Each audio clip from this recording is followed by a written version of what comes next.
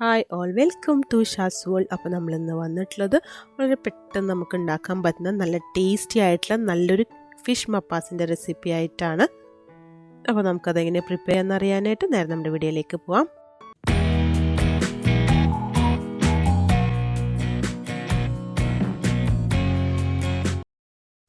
അപ്പോൾ ആദ്യം തന്നെ ഫിഷ് ഒന്ന് മാരിനേഷൻ ചെയ്യാനായിട്ട് ആവശ്യത്തിനുള്ള ഉപ്പ്, 1/2 ടേബിൾ സ്പൂൺ മഞ്ഞൾപ്പൊടി, 1/2 table spoon Kashmiri chilli powder, 1/2 table spoon കുരുമുളക് പൊടി. ഇനി ഇതിലേക്ക് ഒരു ചെറുനാരങ്ങയുടെ നീരും കൂടെ ഒഴിച്ച് നല്ലപോലെ ഒന്ന് മിക്സ് ചെയ്തെടുക്കണം.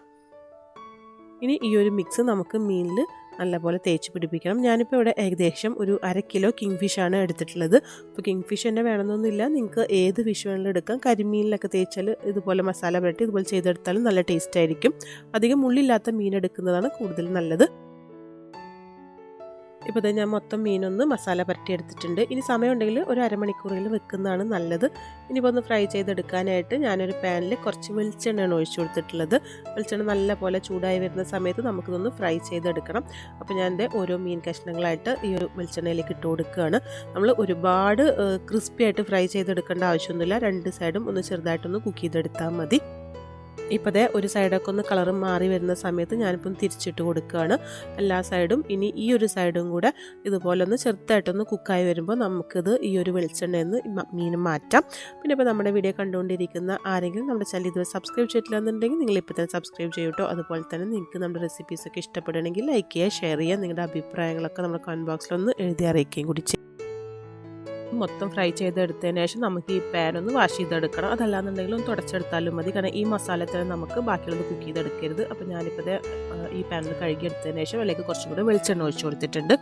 ഇനി ഇതിലേക്ക് 2 സവാള എരിഞ്ഞതും ആവശ്യത്തിനുള്ള ഉപ്പും കൂടെ ഇട്ട് കൊടുക്കാം. ചെറിയ സവാള ആയതുകൊണ്ട് 2 എടുത്തിട്ടുള്ളത്. ഇനി ഈ സവാളൊക്കെ നല്ലപോലെ ഒന്ന് വഴറ്റിയെടുക്കണം. ഇപ്പോൾ സവാളൊക്കെ ഒന്ന് വാടി വന്നിട്ടുണ്ട്. ഇനി ഇതിലേക്ക് ഒരു 6-7 വലിയ വെളുത്തുള്ളി ഒന്ന് അരിഞ്ഞെടുത്തിട്ടുണ്ട്. അതുപോലെ തന്നെ പച്ചമുളക്, ഇഞ്ചി, കറിവേപ്പില. ഇഞ്ചി ചെറുതായിട്ട് അരിഞ്ഞതാണ്. പച്ചമുളക് ഒരു 3 2ആയിട്ട് കട്ട് ചെയ്തിട്ടുണ്ട്. അതെല്ലാം കൂടെ ഇട്ട് കൊടുത്തിട്ട് നല്ലപോലെ ഒന്ന് വഴറ്റി കൊടുക്കാം. ഇഞ്ചിയുടെയും വെളുത്തുള്ളിയും പച്ചമുളകിൻ്റെ ഒക്കെ ഒരു പച്ചമണം മാറി വരുന്നത് വരെ 2 മിനിറ്റ് ഒന്ന് ഇളക്കി കൊടുക്കണം. ഇതൊന്ന് വാടി വരുന്ന സമയത്ത് നമുക്കിതിലേക്ക് ഒരു തക്കാളി അരിഞ്ഞതും കൂടെ ഇട്ട് കൊടുക്കാം. അപ്പോൾ നല്ല പഴുത്ത തക്കാളി നോക്കിയിട്ട് എടുക്കുക, അപ്പോഴായിരിക്കും നല്ല ടേസ്റ്റ് ഉണ്ടാവുക. ഒന്ന് ഇളക്കി കൊടുക്കണം. തക്കാളിയൊക്കെ നല്ലപോലെ ഒന്ന് വെന്ത് ഉടഞ്ഞ് വരണം. തക്കാളിയൊക്കെ നല്ലപോലെ ഒന്ന് വെന്തുടയാൻ വേണ്ടിയിട്ട് ഞാൻ ഒരു 2 മിനിറ്റ് ഒന്ന് അടച്ചു വെച്ച് കൊടുത്തിട്ടുണ്ട്. ഇപ്പോൾ 2 മിനിറ്റ് കഴിഞ്ഞിട്ടുണ്ട്. തക്കാളിയൊക്കെ നല്ലപോലെ വെന്ത് വന്നിട്ടുണ്ട്. അപ്പോൾ എല്ലാം കൂടെ ഒന്ന് മിക്സ് ചെയ്തെടുക്കാം. ഇത് ഒന്ന് പതുക്കൊന്ന് ഇളക്കി കൊടുത്താൽ മതി. എല്ലാം കൂടെ നല്ലപോലെ ഒന്ന് മിക്സ് ആയിട്ട് വരും.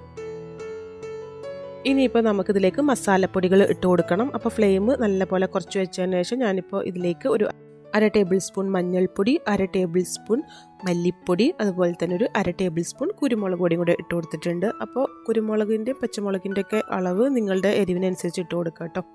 ഇനി ഇത് എല്ലാം കൂടെ 2 മിനിറ്റ് ഒന്ന് ഇളക്കി കൊടുക്കണം. ഈ മസാലകളൊക്കെ ഒന്ന് വെന്ത് വരാനായിട്ടാണ്. ഇനിയിപ്പോൾ നിങ്ങൾക്ക് തക്കാളിയുടെ പുളി മാത്രം മതി എന്നുണ്ടെങ്കിൽ ചെറുനാരങ്ങ നീര് ഒഴിക്കേണ്ട. ഞാനിപ്പോൾ ഇതിലേക്ക് ഒരിച്ചിരി പുളിക്ക് വേണ്ടിയിട്ട് ഒരു പകുതി ചെറുനാരങ്ങയുടെ നീരും കൂടെ ഒഴിച്ചു കൊടുക്കുകയാണ്. അതും കൂടെ ഒഴിച്ചു കൊടുക്കുമ്പോഴാണ് നല്ലൊരു ടേസ്റ്റ് വരുന്നത്. അപ്പോൾ ഒരു പകുതി ചെറുനാരങ്ങ നീര് ഈ ഒരു സമയത്ത് തന്നെ ഒഴിച്ചു കൊടുക്കുക. പുളി അധികം വേണ്ടാന്നുള്ളവരാണെങ്കിൽ ഈ ഒരു ഇത് സ്കിപ്പ് ചെയ്യാം.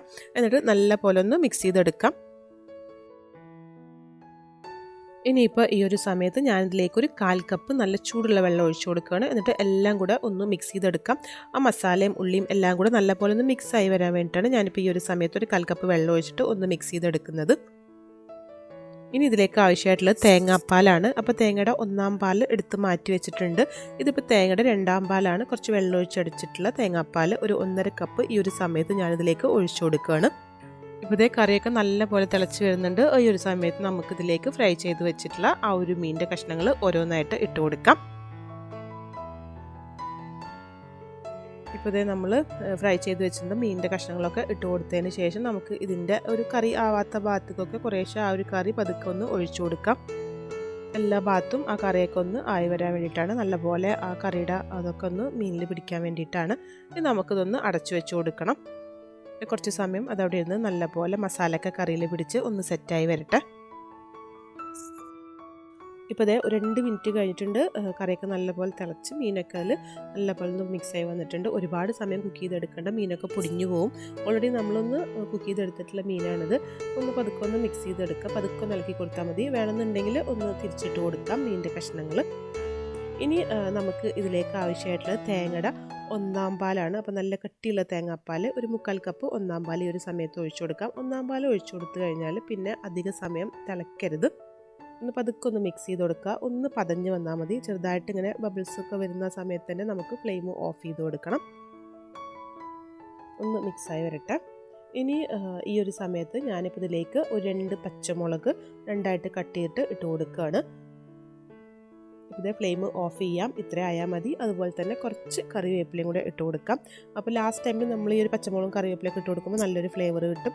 അപ്പോൾ അത്ര മതി. ഫ്ലെയിം ഓഫ് ചെയ്തതിന് ശേഷം അടച്ചു വെച്ച് കൊടുക്കാം. ഇരിക്കും തോറും ഈ കറി ഒന്നുകൂടെ തിക്കായിട്ട് വരും. അപ്പോൾ അത് നല്ല അപ്പത്തിൻ്റെയും പൊറോട്ടയുടെയും ചപ്പാത്തിയുടെയും ചോറിൻ്റെ ഒക്കെ കൂടെ നല്ലൊരു കോമ്പിനേഷനാണിത്. ഒന്ന് ട്രൈ ചെയ്ത് നോക്കുക. എന്നിട്ട് മറക്കാതെ നിങ്ങളുടെ അഭിപ്രായങ്ങൾ കൂടെ നമ്മുടെ കമൻറ്റ് ബോക്സിൽ ഒന്ന് എഴുതി അറിയിക്കുക. അപ്പോൾ നമുക്കിതുപോലെ നല്ല റെസിപ്പി ആയിട്ട് വീണ്ടും കാണാം. ഇതുവരേക്കും ബൈ.